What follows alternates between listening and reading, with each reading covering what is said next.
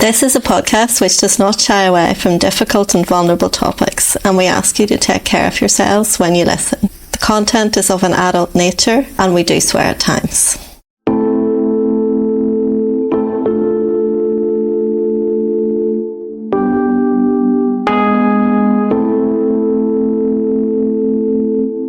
Welcome to the Autistic Licence podcast. I'm Leo in London. I'm Shauna, and I'm Carrickfergus in Northern Ireland.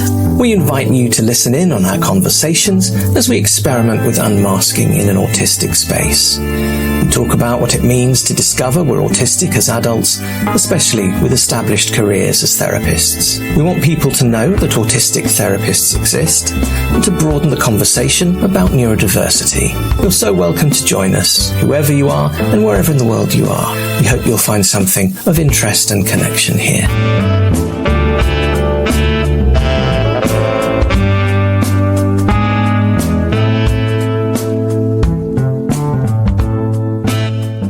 Hello, Dawn. I think you can hear us. Yeah, I'm just going to put my video on now. Okay. There we go. Hiya. Hi. Lovely to see you. Good evening. Yeah, you too. Thank you for getting in touch with us and agreeing to do this. We are very much just going to have a conversation with you, Dawn, as if we've just met you anywhere. So we're not seeing it as an interview. It's very much a conversation, and then we'll all edit. We'll do some editing. We'll see what you think of it. Nothing's going to go out that you're not happy with. Yes, that's important. Yeah. That's okay, yeah. I've made a few notes just to jog my memory of different things. So that's grand. We'll follow whatever. If that works for you and you want to start somewhere, we'll go with that. Or if it kind of feels like a tangent is, naturally coming up, then you'll probably not be able to stop us going down. No. But we'll see what happens. Yeah. We'll see what happens, yeah. Yeah. How would you normally introduce yourself to somebody you didn't know? I don't know. I don't like introductions. So I would probably just say I'm Dawn and I'm live in Rosendale, East Lancashire, with my 3 cats, my son, my husband, and an axolotl, which is like a water amphibian. I know what an axolotl is. Yeah. I know. Wow. So that's probably what I would say. I don't tend to sort of talk about, a lot of people say, what do you do then? That really difficult questions sometimes. Because obviously I'm voluntary work at the moment. I'm not employed. Okay. I don't feel like I'm at the point where I'm ready to find employment. Then I always find that sort of bit difficult to sort of introduce myself with what do you do. So, Yeah, it's really unfortunate question that people ask, isn't it? As if our worth is to do with what we do, and then we feel on the back foot if we don't have something to offer them. And you're really welcome here for who you are, Dawn. We're not looking at what you do. We want to know who you are. And I guess that part of what drew you to get in touch is maybe about your autistic identity, something that might have changed along the way. In that sense, is there anything in relation to that you would like to kick us off with? Yeah, so I came across your podcast because I was basically going through researching, understanding what autism was for people. I was only diagnosed in August 23. And my kind of journey to that was from working with young people. And one of the young people that I used to work with as an employment and education mentor was someone who had very severe autism. And at the time, I did training with the National Autistic Society as part of my job. And I was sat there on the training and I was thinking, I'm actually ticking all these boxes. Of all these, what they call the diagnostic traits of what autism is. And I thought, maybe this is why I'm struggling so much in the workplace. And I'd struggled in the workplace in different types of jobs. especially around the social context of work. Yeah. And the expectations that you have to network, have relationships with colleagues, chit-chat, all these different things. And I was sat thinking, do you know, it's quite possible that I'm actually autistic, because I never felt when I was growing up that I actually fitted in. Yes. And I had lots of different things going on, because my mum was... my mum had very severe mental health problems. So that was in the background at the same time, but I was also growing up as an autistic person. And obviously the system then, people didn't get diagnosed with or any identification that girls were autistic. Wasn't picked up in the school. And then I started listening to the podcast channels when I got diagnosed and started researching it. Got quite a few books and just started looking into what other people were saying about autism, and especially around the late diagnosis of autism, because there's more and more people now who may have been in the mental health system, which I had been, from having postnatal depression when my son was born. And like one thing led to another, and I'm just thinking I always felt something more than anxiety, and anxiety kind of downplayed how I experience the world. And it's hard to explain unless you're autistic or, you know, that's just my experience of how things are for me. And so things were making you anxious that didn't seem to be a problem for other people. Sorry, could you just say that again, please? Was it that, like, there were things that were making you anxious or, you know, building anxiety inside that didn't seem to be a problem for other people? Yeah, I mean, people were just saying that I was quite shy. I mean, Mum used to say she's quite shy, and all the general kind of things that... And I just found it really difficult being around, keeping friendships. Making friends seemed to be okay. It was maintaining the friendships. It was a reoccurring issue. Yeah, go ahead. Sorry, you want to... No, that was... all right. I wasn't coming... So just clarifying that. Yeah, I got the shy, quiet thing as well. Dawn, yeah. And probably around the same era as what you're talking about. And I think that that kind of reinforced itself, because I think that as girls, we also kind of realise that that'll get us the least attention. You know, we're not really being understood, and, you know, so we're not going to really act out in a way that maybe stereotypically boys might do, but then we get put in that box of quiet, shy, and that seems to be what people are content to label us as opposed to going behind that and what might be causing us to do that as a strategy, like as a defense against how alarming the world might actually be to us, which, as you've just said, looks like anxiety as well. And maybe anxiety as a secondary manifestation of autism. But yeah, it's the autism and that frame and that lens that wasn't seen for a very long time and still isn't seen for a lot of people. We're kind of, you know, we're kind of the ones that have been identified or have identified ourselves. There's still a lot of people within the mental health system that are undiagnosed and trying to view themselves through those lenses as if that's primary as opposed to secondary to their autism. Yes. Yes, and I was always I always felt, I think different is not really the right word. I just always felt like I wasn't on the same wavelength as other people. And I didn't understand things like hierarchy in organisations. It's hard to explain. It's not like you don't respect people and you don't like people. You just, you have like a consequence of being around people and that you'd actually burn out. Yes. And it's almost like it's not, it never felt, what's the word, innate, natural to be sociable. You know, like when you see some people and you think, Gosh, yeah, they just kind of like fly through conversations and they mix in with people who know how to deal with people around them and stuff. But for me, I think I developed a way of like copying what other people did. Okay. Yeah. But I didn't know I was copying it until I started reading up about what autism is and what people do to survive, to cope in social situations. And I didn't even think it was a thing. I just thought, I'm okay one-to-one with people or two people, but I just burn out with too much social interaction, hence why I said earlier about struggling in the workplace. Yes.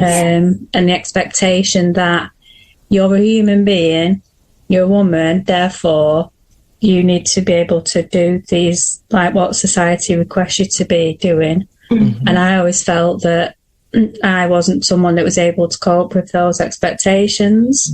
Yeah. Which is why I ended up with diagnosis of depression, anxiety, still take medication.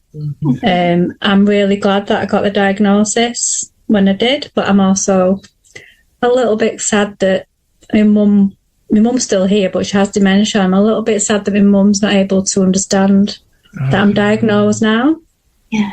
And that's the only one thing that I have difficult feelings about. That we've both kind of lost something, because she, obviously my mum doesn't know. She's my mum has dementia. She doesn't know.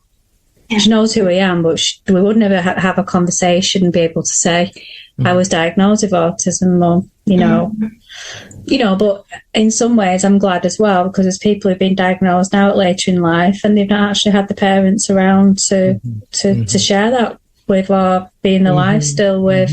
And some people probably think, I'm 48 now, what's the point of having a diagnosis? But it was more important for me because I was in the mental health system.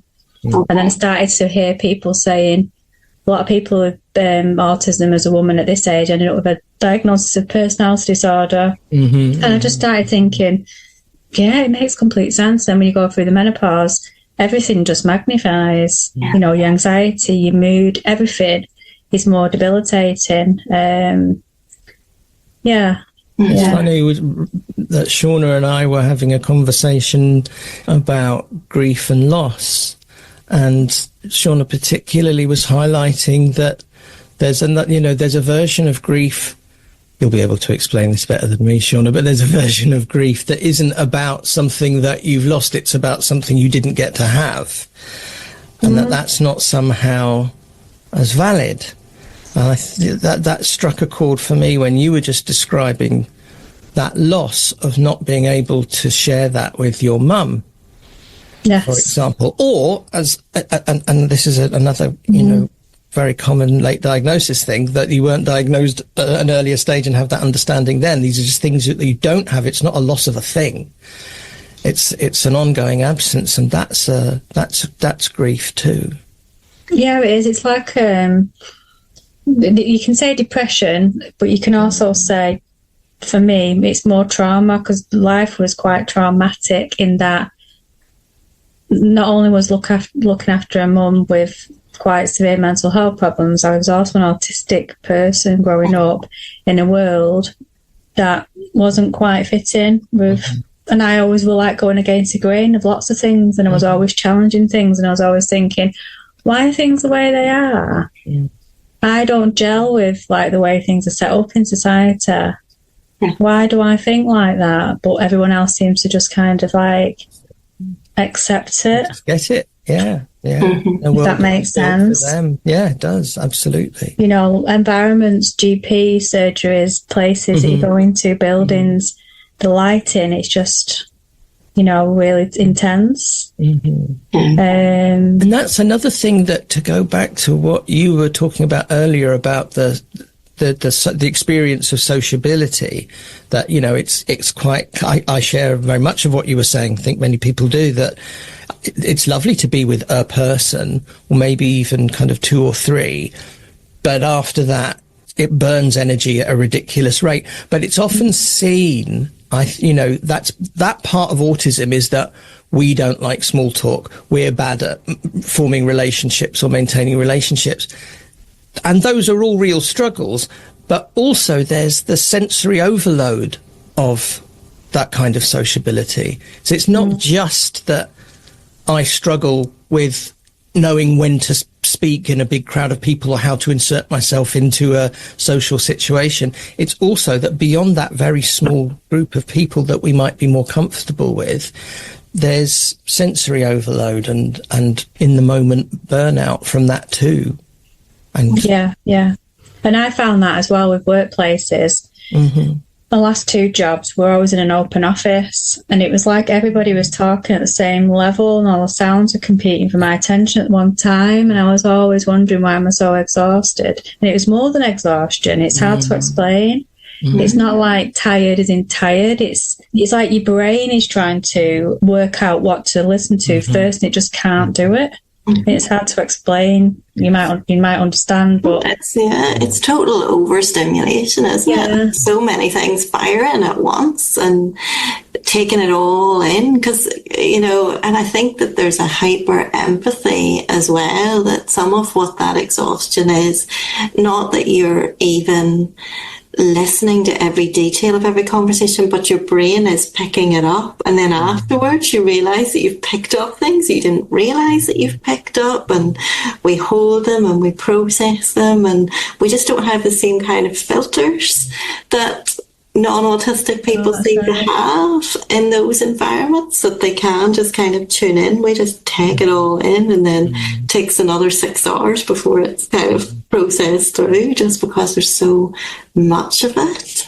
I worked in a couple of open offices, and I don't think I could do it anymore. I don't know how on earth I got through it. I think there was also a numbing that went on, that there was a part of me that knew how to numb and go into quite a dissociated state at times just to get through it and to overcome that overload, which is obviously an even more unhealthy way of managing it. But it's a trauma response, and that's what you were alluding to as well, Dawn. I don't know that there's very many untraumatized, late diagnosed autistic people. There may be, hypothetically, some untraumatized children, depending on their upbringing, at this point with more awareness and of neurodiversity,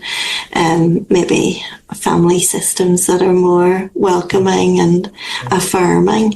But I don't think that we can escape the trauma of living in that neuronormative environment in our early days. It is going to be traumatic to our systems. It's just too much. Yeah. Too demanding. Yeah, and I always think as well, when we mentioned about my mum not being able to have that conversation with your parents, say I've now been diagnosed with autism, and remember you said I was always really shy. Well, actually it's this, and not being able to have that conversation with her because of the dementia and everything else. It's makes you think then, because her mum was in the mental health system, that it's quite likely that she was autistic as well, and that she's gone through the same. The history's repeated itself a little bit with me, but I've got to a point where I've been able to seek out a diagnosis. But my mum wouldn't have been able, perhaps if mum was diagnosed, because we share some of the same traits, and I started to identify things in me that maybe she suffers with, like sensory and that kind of thing. Yeah, it just makes me think, well, what would her life have been like? And it goes back to that cycle of loss again, doesn't it? Yes, exactly. That not only have you kind of not been diagnosed as a child, but your parent wasn't even diagnosed. Yeah. So that's a very complex relationship between a mother and a daughter then. Really, if that makes sense. You've really added to that idea that you experienced grief and loss because of what you haven't had, but then on your mother's behalf you carry that grief and loss about what she didn't have, and how that all gets passed down. Yeah. It's a sadness to carry. Yeah.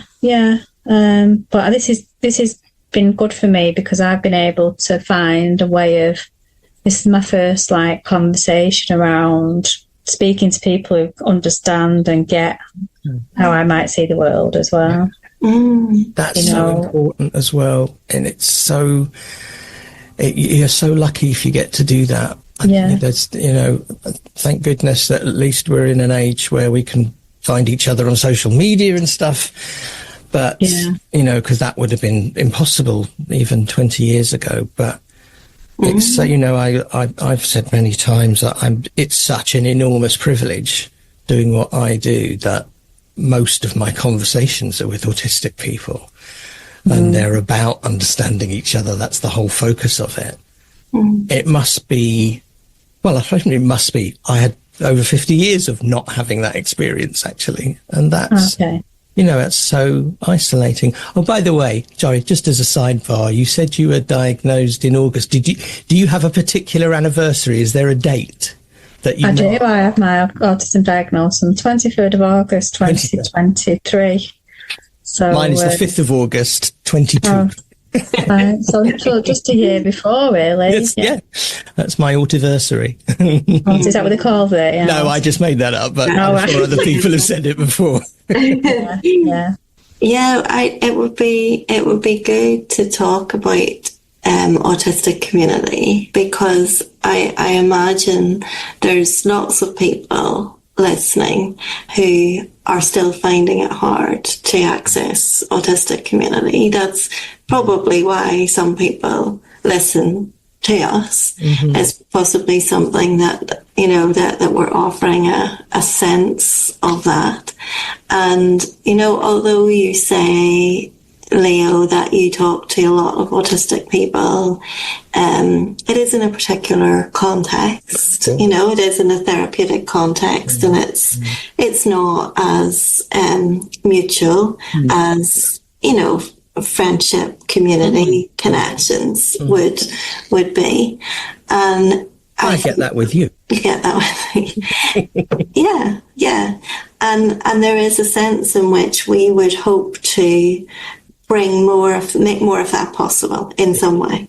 I suppose that's we've wondered about how that might happen, and it hasn't quite kind of flowed into being just yet. But I'd love to hear what your thoughts are on that, Dawn. Has it been hard to find people? And what might we all do to try and make some of those bridges with each other? Because we're all, sometimes we give the impression that everybody's finding each other, but I don't think they are. I still think it's very hard. I still don't know people in my hometown. I know one person in my country of Northern Ireland, so it's not for me anywhere near where I want it to be from a community point of view. Yeah, no, likewise. I mean, I've got a friend who I met through, started a Facebook page in 2011, which is around mental health awareness, which is still there. So we met through that, and then she's actually pursuing a diagnosis herself, and also possibly her children are neurodivergent as well. Yeah. So I've made connections with people who may not be diagnosed, or I've identified that there's some kind of connection there, and you make connections with people, but not necessarily knowing that they're diagnosed. But like you're saying, I've not really voluntarily seeked out groups, just for the nature of the fact that I don't want to be in groups with people per se, because I've not enjoyed being in groups with people per se. I've tried doing things like creating groups. I've worked in environments where I've been asked to be in groups, that kind of thing, and I've always found it a really uncomfortable thing. But I think as soon as I got diagnosed, I was obviously really keen to be connected through social media and go in all these different forums and chat to all these different people. But the thing that I really feel is to be in a room with people would be helpful. And I don't know, it's just been able to share, do you experience difficulty with eye contact? Do you feel the way I feel, that kind of thing? And that's nice to have that connection with people. But I think we're quite still far away of having, I don't know whether the right phrase is communities for people with autism, or whether people are really get what it is and how things, how things could be different for people. Yeah, but I think it's almost like, things need to be adapted a lot more for autism, but it's like, well, where do you start? You'd have to like redesign everything, wouldn't you? But we've said, and who says that it's a disorder anyway? I mean, I don't agree with the word disorder, the medical sort of terminology around it. I think it's because we're not the majority. That's all it But is. what's happening now is there's more people getting diagnosed and it's becoming more the majority. Yeah. So I've just gone off in a bit of a round the cycle with that one, but no, you're grand. But there's something that you talked about, wonder what it'd be like to be in a room and just be mirrored, by somebody who just naturally you find out something about someone and you realise, oh, that's like me. It's that kind of same here thing that so many people who are not autistic get from the day they're born. It's like, oh, me too. Yes, I'm like that. And they see themselves reflected in the world around them. They don't have to copy because they just are. They see themselves and that validates themselves.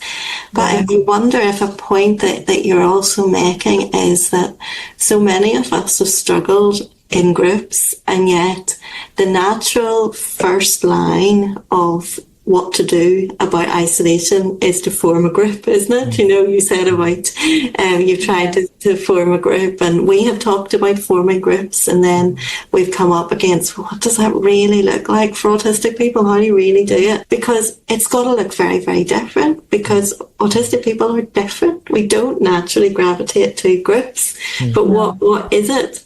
And we don't necessarily all gravitate a lot of the time to speaking, so that also means, we don't want to really sit around and talk the whole time, or what else needs to be available, and, how do we manage our spoons on a given day, how do we plan in advance for something whenever we are autistic and we're seeking to look after ourselves and being autistic and not masking and not pushing ourselves to do things. It's almost like a whole new paradigm, and that's what you say. Where on earth do we start, even within autistic community, at getting really real with what we need and not just following a template of, hey, you're isolated, form a group. That might not. Perhaps it's more about, so a group is, especially if it's an organised one, then it's a place, even if that place may be online, but it's a time and a place. And maybe actually what it is, or what it needs to look like, is a place as in an actual space. And then it's not about we're all going to arrive at the same time, we're going to socialise, or we're going to do an act. It might be just that co-regulatory presence of parallel play, body doubling, that, those kinds of concepts where we just get to be ourselves in a space and choose what we do with that. And that, if I think about that now, then it's not daunting that there might be 15 people there, because I can quite easily imagine 15 people in a space not talking or feeling that they have to achieve something socially, but just the presence. Of course, I'm going to go back to my experience of Autistic last year and Shauna's the year before, but that's what that was. And there was several hundred people there. Wow. There were no expectations. That's the thing I came back to at the time. I think that the really difficult thing for us are the expectations of what it means to be a person. And they really don't match up to our experiences. So to have a space where there aren't any expectations of how I should speak or behave or not, that would feel rather wonderful. I'm just visualising something that you said there of, what if there was kind of an online space where people could log on while they read their book or play on their phone or 24 hours a day could be, or eat. Wow. And it was a kind of a trying to create that sense of you just and people can talk or they can write in the chat or they cannot.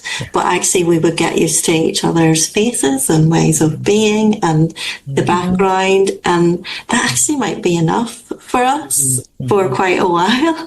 Oh, there's this familiar person. It's a woman somewhere, and I see them often in the same chair sitting with their cat, and then I see that person over there, and often when they come on they're reading a book, or this person seems to sit with a coffee cup, and actually we would really get to know each other if we allowed ourselves to be seen, because you'd have to allow yourself to be seen, obviously, but then also allowed that just to naturally. And if two people decided to chat, and it would be known that they would be chatting in front of the other people, of course, but that that the other people could choose to listen or put on noise cancelling headphones or whatever they chose to do. It could be very experimental to do something like that. It brings me back to education, training, school environments, how there's so much performance required as in a social situation with all elements of the training and the education, and you have to stand up and do presentations, and it will get better, and it never got better for me. It never came with practice. It was just never gonna be something that I felt comfortable with, being in front of people. I've got loads of good things to say, but not stood in front of a room full of people. I've done it. It's just terrifying. I don't know why it is, but it is. But I can talk over a podcast or something, and quite happy to do that. It's just not within a room full of people. Yes. It's almost like you're kind of aware of yourself, and everything's there's like a second delay with everything. It's like you're aware of yourself, you're aware of the people that are in front of you, but then you've got to actually talk about and give information out and do your presentation at the same time. It's like, how do you do that? It's not even impossible, is it? And that's why I struggled with the expectations of education. And I was always a creative person. I was always someone that wanted to draw and do creative things, and I always thought outside the box and always saw the bigger picture with things. But the workplace and the environments that I was in, I always found that wasn't how the culture was there or how they worked. It was like, and like going back to what I said earlier about making friends at work and socialising, I wanted to go to work. Yeah. Don't ask me what my weekend's been like. I just want to come in and do my job. I know it sounds really rude, but it's not rude. I just there for necessity, and my necessity is to do a job. I don't really want to know about or be asked about my weekend, and it sounds really strange to say it out loud, but that's just who I am. Not to us. And you used the word expectations a couple of times there. I'm more and more convinced that is what the major discomfort is, even though it's got lots of facets and different traumatic experiences attached to it. But it's the the expectation, what's expected of us, that just doesn't match up with what we're able to offer. And also, what was it that you would ADHD brain now, I can't remember where I was going with that. There was something about the workplace and small talk. No, it'll come back to me. You asked about your weekend. I was saying what was your weekend like? And it was like, oh my gosh, it's painful. This went to make a cup of tea in the kitchen. Someone's asking me a question. I like your shoes. I like this, and it's like, like. I know you're being nice, and that's what you do, but I really. But it's not the same language. It is a different. Not the same language, no. And it is this. I've talked about Wittgenstein's lion before, which says that if a lion could speak English, we wouldn't understand a word it said, because its experiences and its frame of reference is so radically different to ours. Nothing that it would think or describe makes sense. And I remembered what the other thing. Oh no, it's gone again. Right, we'll come back. It always does.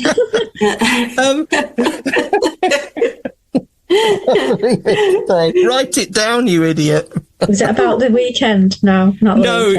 It was. That did bring me back to it, though. Oh my goodness.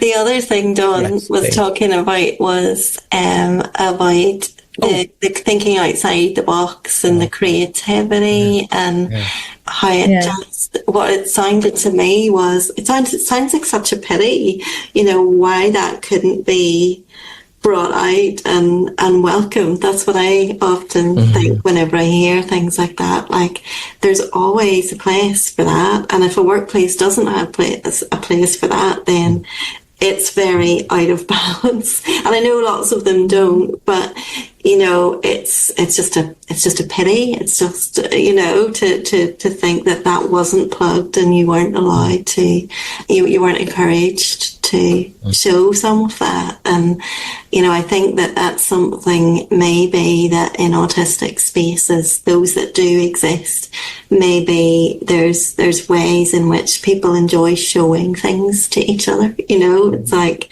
you know, actually people might be doing their knitting during a training program or something like that, and you get that natural kind of, that's so many of us, not that some of us are not creative in a way that it's what we produce that's so beautiful or something, but that's not what it's about. It's about the process of using, and it's an embodied way of expressing and getting through the day, enjoying, getting a little bit more, getting through the day while we're doing whatever it is that we're doing. That's part of what that space might be about as well, that parallel play thing. Yeah. Of you naturally just sitting in your different spaces, being creative, and it either interacts with other people or it doesn't.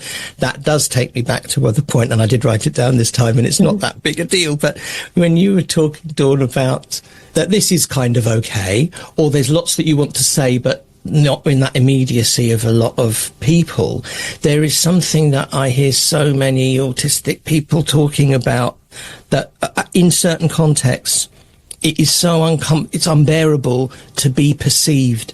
It's so often the word that we use. It's not about, it's similar to a not wanting to exist feeling, but it isn't that. It's about having any kind of ripple that affects anybody else can be intensely uncomfortable. And I guess that is to do with not meeting, again, expectations. If you're invisible, you were saying this the other night, Shauna, that, you know, if you're invisible, then you're not affecting anybody else, you're safe. But being perceived, it's not about even us perceiving the other people. There's such a discomfort often of them perceiving us because we're not going to be what they expect.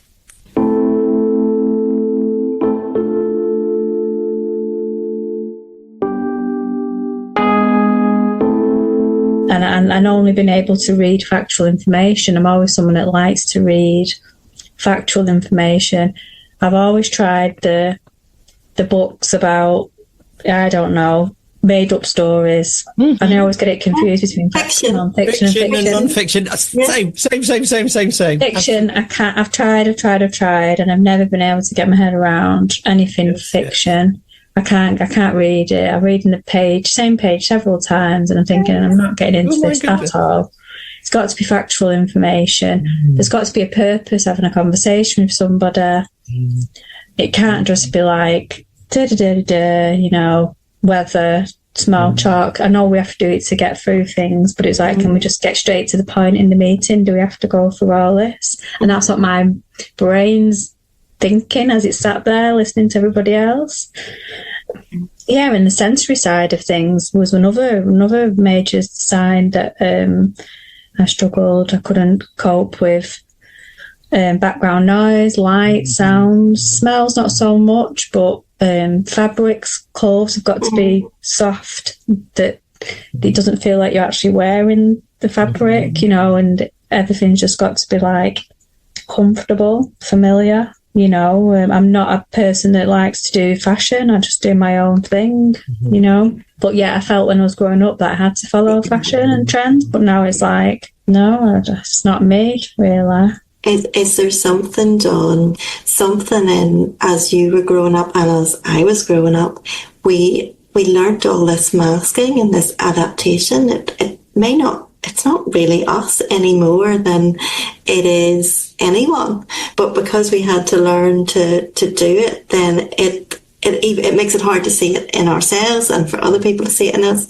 But actually, at bottom, you know, at root, I'll say it for I wish that I could be more like just cut off that, and because it's a strategy and it's something that keeps me safe, that's why it's so hard to sort of unmask. You know, it has to feel safe enough for that to happen naturally. I can't just choose to do it. But actually, that's why I will appear more autistic the more comfortable in myself I am, because I lose that. And some people, from a neurotypical point of view, might think that is, you know, a lower way of functioning. And again, I don't like those labels, but that might be what that's seen as. But in actual fact, it's a more authentic representation of who I am.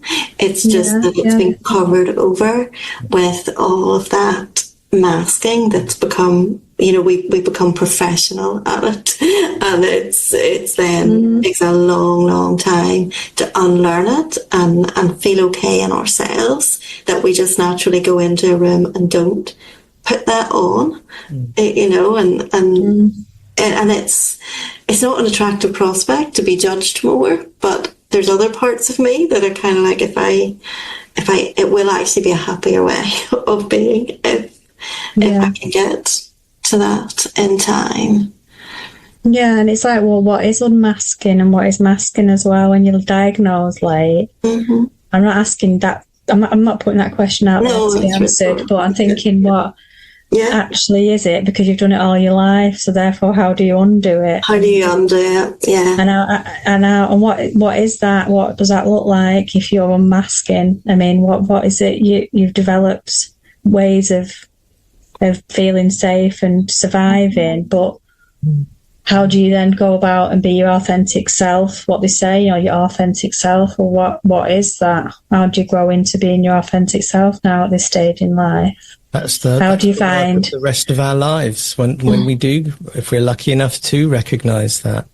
I mean, I do kind of have an answer about what masking is, but not obviously what you're talking about, which is taking apart what it is that I'm doing that actually isn't authentic, and that's exploration.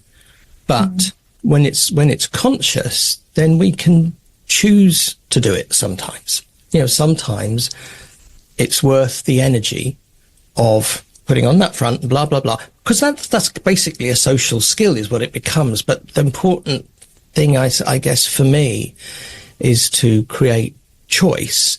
And so if when we start to recognize which bits of our ways of being are masking, we can actually have them as they can turn into occasional tools. But this, again, probably coming back to that thing about community, you know, that's, I think, when I will most often realize bits and pieces of me that, oh, that's something I've learned to do, actually. That's masking, is by sharing conversations or presence or whatever with other autistic people. That, you know, certain things, oh, I never thought of that as autistic. Of course it is. Of course now that, you know, and it'll be because somebody else has picked that up. I'm sure that when we listen back to this, there'll be things that, you know, each of us have said that'll suddenly go, oh, I never thought of that. Yeah, I suppose so you can see the similarities in other people. And then you actually know as well when you're with someone who's neurotypical, then when you don't gel, you know that there is difference there, but you can't actually quite label it either. Yes. And also I like to sit and just be quiet and have no expectation of having a conversation with somebody. That's nice with my friend. We can just be quiet, sit together but be quiet. What's wrong with silence? It's nice that you don't have to fill the gaps of silence with conversation. Well, you do want a podcast apart from that. Pardon? You do on a podcast, you say? The thing you said earlier, Dawn, about fiction and non-fiction, that was a moment for me. And I thought, that is probably an autistic thing. No, it's not. I love fiction. I know, but, well, you've met one autistic person, and I have enjoyed very, very specific forms of written fiction in the past, but I do think there's something about, what's the point of this? I need data, I need information, I need to learn something or resonate with something. I don't know. But that was one of those moments for me. Well, but you watch TV, you watch things that take you into another world that don't have a point. Totally. Exactly. So, this is one of the contradictions, though. Yeah. You know, it's like, like my cousin saying when I was diagnosed, how is it that you can't be in this room of 150 people talking and yet you can go to rock concerts and be deafened by noise for several hours? That doesn't make sense. It's the unrealistic expectation of consistency striking again, I think. I want to say about the masking thing, because I had a thought there.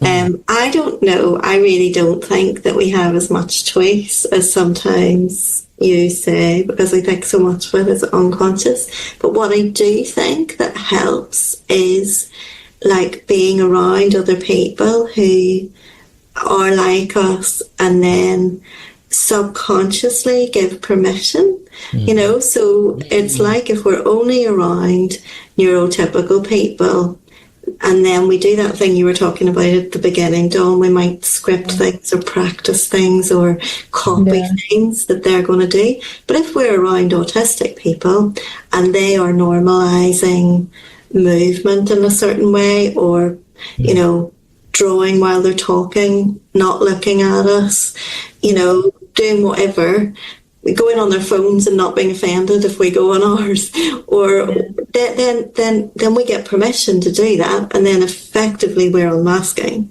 because we're being invited into a space that allows us to be more ourselves. And then before we know it, we think that must be acceptable because that was another 3 people in that room. But we mightn't think that consciously, but just something gets transmitted to us. This must be okay because other people are doing it.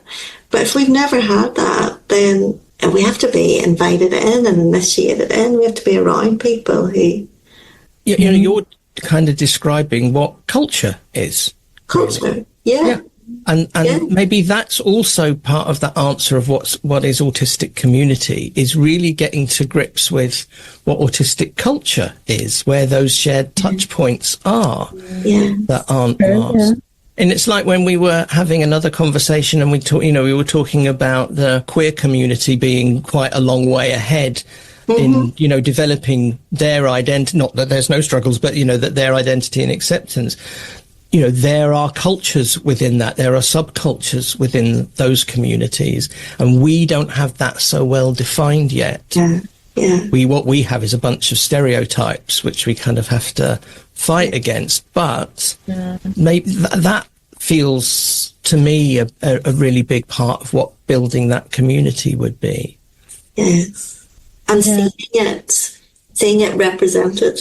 Yeah. So I guess that's in media, if there was actual something depicted, this is autistic people hanging out, or, that then it would be like, oh, that really is okay to do that and behave that way. Yeah. What were you going to say, Dawn? I spoke over you there. Oh, no, I was just thinking when you were talking then about, I always was one that would sit and doodle while I was in meetings and draw and do things because it helped me process what people were saying. And just because I wasn't looking at them doesn't mean that I'm not listening. I found the eye contact whole thing quite uncomfortable. Yes. But it doesn't mean that you're not listening. And if you didn't look and listen at school, that was seen as a no-no. Yeah.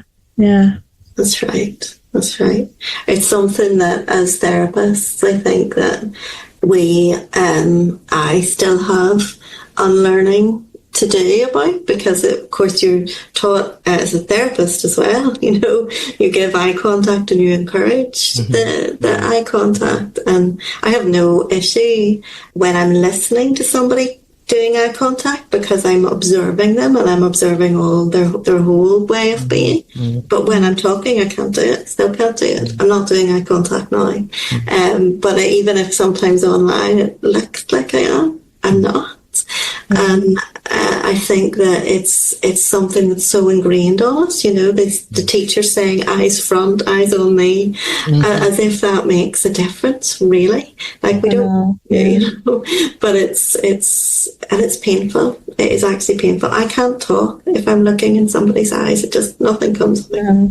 No, same. Nothing comes out. It's interesting. It's almost like, just going back to the topic of employment and things like that, I'd like to think that I'd be able to go back to work and have an income again and be able to do that, but be going into the workplace as an autistic person for the first time, and have some understand, because people say, well, you could ask for reasonable adjustments, and it's like, well, what does that actually look like, really, so, but yeah. Do you know about access to work? Have you heard about access to work? I've heard about that, yeah, because when I was in my old job, I'd gone through the process of access to work, but I didn't know I was autistic then. Yes. There was all the different things there about background noise, no difficulties concentrating. I find it really hard to multitask, which is probably partly ADHD and autism. Yeah, but I am aware of that. Yeah, the access to work. It's something, this is hot off the press, but I applied previously, because you can get it as a self-employed person as well, because I really struggle with admin and, keeping on top of organising my diary and things like that. And I had applied for it about 18 months ago and they turned me down. And then I tried again. And I just heard last week that I will hopefully be receiving an offer letter this week. So I'll have to edit this out if it doesn't happen. But, it can be really like a long process to apply and sometimes reapply, as was my experience. And some people, seem to need to go through reviews and then, get a different package agreed for them. But it does seem to be working, it seems to be being rolled out, and it didn't seem to be so accessible in Northern Ireland. It seemed to be maybe something that was actually more accessible in England, or more well known in England, and in certain sectors of employment it seems to be known, and it would probably depend on where you went, and in the therapy world it's taken a long time for the Department of Work and Pensions to sort of realise the kinds of things that we might need that are good for our field. But I guess I'm just saying that I've heard quite a few clients that I've had talking about it, and there are some other therapists within my network in England who have gone through it. So it's good to know, for you maybe that going back in right from the beginning, you can make sure that that's in place for yourself. And they will cover like equipment as well as your support needs, and whether you need an actual person to give you virtual or in-house assistance, whatever way they do that. But it's heartening to know that there is a scheme like that you don't just have to apply for a job and do it all yourself. Yeah, that's really good to hear. I have tried in the past to aim for self-employment and things, but I've always fell down with the governance and the bookkeeping side of things. It's just almost impossible. My brain can't do things like that. Yeah. It's got all the ideas and then the structure and everything else, but it's the, like you're saying about the diary and the time management and the bookkeeping. It's just too much to actually. Well, you wouldn't ask somebody with a visible disability to struggle against that, without assistance. And this is the same thing. You can't do that. There's an acceptance. It can be outsourced. It can be supported externally. Why should it be that you happen to be brilliant at coming up with X, Y, and Z, but crap at bookkeeping? Why should those two things be, skills that always go together? Of course not. Yeah. Again, it goes back to like we said about expectations of things. Exactly. that you are able to just put time aside for these other tasks. But it's like in my brain, it doesn't work like that. Yeah. It just takes me twice as long to do them that it would someone else, and then that takes away from what I'm actually good at. So it doesn't make sense. And it's quite possibly similar for you and other people like us. And I think it makes sense, doesn't it, to, you know, do more of what you're good at, and let someone who's very good at some other things to do some of those other things. Yeah. I think we found our theme as well, just around expectations, the discomfort, you know, that causes. And not being ashamed as well. I think that there's something there where for a lot of people they would think, well, if you can do these so-called high-level tasks, why can you not keep your diary? Why can you not answer your emails? Why can you not do that? They're like, well, you're clever or you're capable, and it just doesn't work like that. We're very spiky. There's things we could do very well, and there's things that just are well nigh impossible. Yes. Yeah. Are we wrapping up? It's 8 o'clock. How are you doing, Dawn? How are you feeling? I was very good at timekeeping.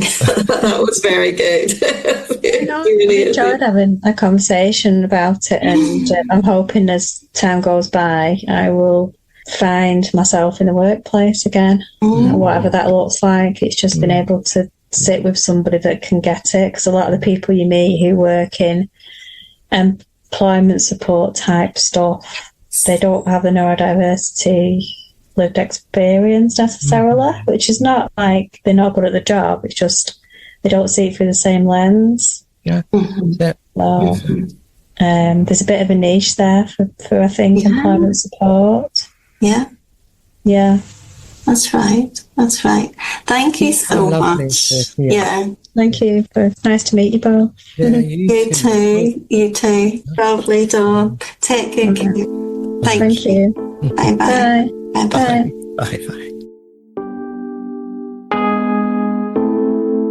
Well, as you heard in our conversation there with Dawn, we did talk about the need for autistic spaces and what we might do about that. Well, we're currently exploring putting together some groups for autistic adults online. If you're interested in finding out more about that, then you can go to our website, autisticlicense.com/groups, and there you can click on the link to sign up for more information. And we look forward to hearing from you. Thank you for listening to the Autistic License podcast. You can connect with us via Instagram, Facebook, YouTube at autisticlicense.com or by email at autisticlicense@gmail.com. We spell license LICENCE. We also have a Facebook community. You can search for Autistic License Shauna and Leo. Shauna spelled SIANA, or you can click on the link in the show notes.